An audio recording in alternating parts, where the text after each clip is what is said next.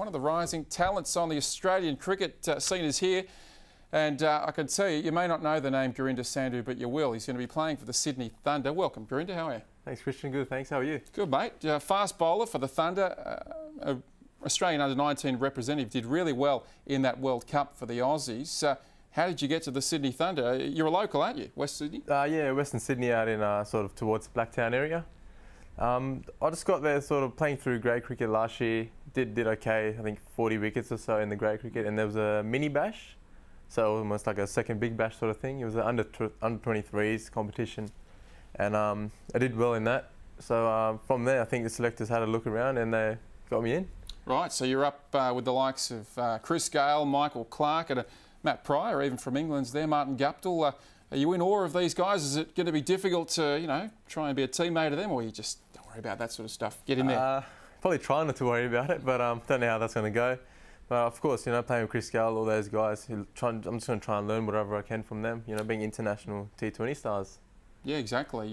Now you're Aussie-born, Indian parentage. You could be creating precedent here. We've never had an Indian-born Australian, an Aussie-born to Indian parents play for Australia. That'd be some sort of feat.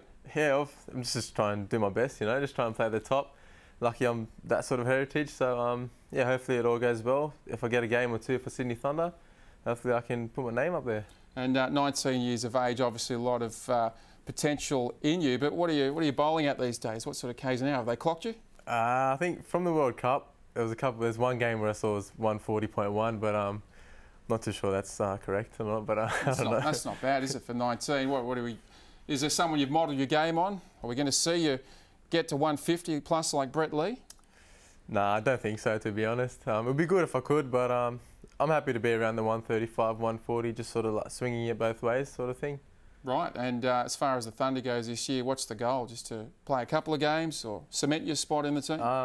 Yeah, if I'm lucky to get a game or two, I might get 5 games, who knows, but if I get one game, I'm going to try and do my best. If I get 5, I'll do my best in all those games. The Thunder's first season, gee, they had some good games, but they didn't captivate the Sydney public like the Sixers did. Are you a bit jealous of the support and the success the Sixers had? Not really, to be honest. We're sort of more of like a Western Sydney sort of base. I think there's 6 of us from the Western Sydney: Sean Abbott, Luke Doran, 2 of the Coit boys, and including skipper Michael Clarke. Yeah, it is a fair lineup, but I guess Michael Clarke won't be playing a lot. But Chris Gale will be there. Have you had anything to do with Chris Gale before? I was sort of on the supplementary list last year for Sydney Thunder, so I think I trained with him a few times and saw him around the nets. You know, always having a laugh and like trying to be funny. You know, cool cat around. So yeah, hopefully get to chat with him a bit more and try and learn something. You wouldn't want to bowl too many loose ones in the nets. Might get your head taken off. Yeah, nah, not at all. Just try and bowl wide or something, might not hit it. Now, being a young quick in this day and age, it seems to be trendy, fashionable to be a bit fiery. We look at James Pattinson, another young Aussie bowler, getting not in trouble, but you know the South Africans don't really like his sledging. What do you think of fast bowlers, you know, having a bit of a mouthing off to the opposition to try and niggle them? Yeah, I don't mind it, to be honest. Yeah, if the batsman's on top, you know, you got to try something different.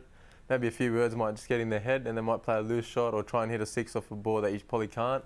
So that way, it helps you get a wicket, helps you get on top, helps the team sort of like, oh yeah, you know, we're on top here.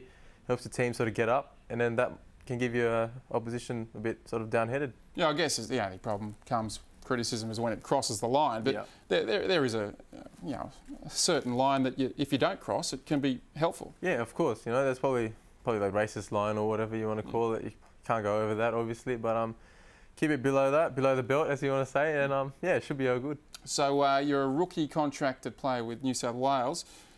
When are we hoping to see you break into that side? They've got some good bowlers, don't they? Yeah, it's very good. The Australian second 11, isn't it? Yeah, exactly right, exactly right.